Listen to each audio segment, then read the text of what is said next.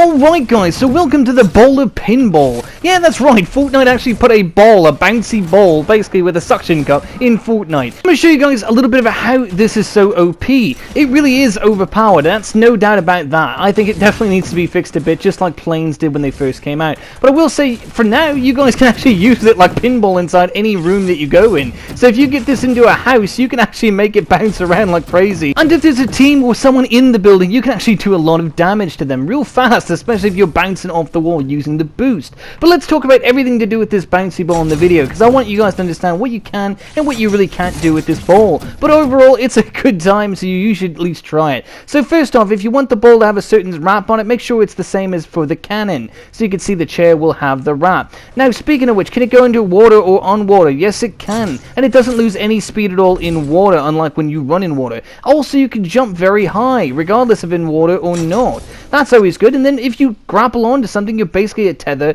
until you use your boost. So it's like a tetherball game. Now, one thing to note is if you back up and then jump forward and push forward at the same time as jumping, you'll get a massive jump out of it. So that's something to mention. Now, also, getting out of this only takes 0.2 seconds, which is almost no time at all to get a shotgun shot. Now, if you do get out of it and smack it, it's going to go across the entire field, so don't do that. Can it go through traps without getting you killed? No, it cannot. And you're going to notice it actually has some damage too. So it actually shatters, and of course it actually pops eventually. So let's show you guys what it looks like as it's getting shot. It actually has like glass particles coming off it, and it looks really darn cool. So it actually progresses to like 3 different stages of broken before it actually pops all together. And that's pretty darn cool. I was playing with this one guy with just a pistol, just trying to see what the animation would look like, and wow, that was pretty darn cool. Now, where you can find these guys are at the outpost. Now, there's no planes, but you can definitely find these ballers. How cool is that? That's bowling. And if someone does come out to say, hey, where you going? Go with it and basically roll, because they're not going to be able to take you down unless they have just some really good weapons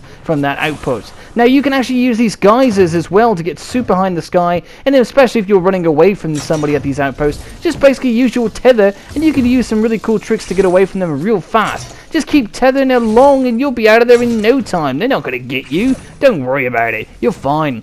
Also, when you do hit somebody with the ball, it takes 49 damage as of right now. So that's something to note as well. Although it is very tricky, you can actually put the suction cup on them, and you can actually do a lot more damage that way, because you can keep just boosting, bouncing off them like a tether. So that's something to note as well. As for the buildings itself, it does do a lot of damage to buildings. Again, you're doing about 49 or so or more to the building. I'm not 100% sure on how much for the buildings they actually damage, but it's definitely a good number, because you can see I can take out this entire building quite fast. Another thing to know is the baller can actually ride through lava, no problem at all, no questions asked. You'll be fine in lava, just don't get shot up too much, but it does have a lot of damage that it can take before it actually pops. So do keep in mind of that. I wouldn't be too fearful if you're in a ball, unless someone has like a rocket launcher or a cannon just pointed right at you, or has a lot of time to shoot at you. Otherwise, just keep moving and you'll be fine for the most part till end game at least, which is kind of good for those newbie players, because if you don't feel like playing, or if you're not very good at the game, get a ball and just roll around, be pinball and be the hamster in the, you know, the wall. I mean,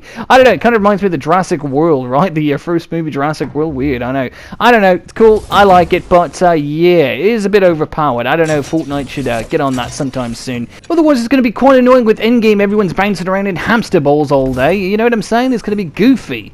But anyways, guys, that's everything you need to know about the baller. Hopefully you did enjoy the video, and if you did, make sure to give it a like, comment, and subscribe. Let me know in the comment section down below, do you think the baller is a good fit for Fortnite, or do you think it should be replaced or taken out of the game? Or do you think it's a little too overpowered? Because I think it really is. Anyways, guys, till next time, this has been Gamer Today.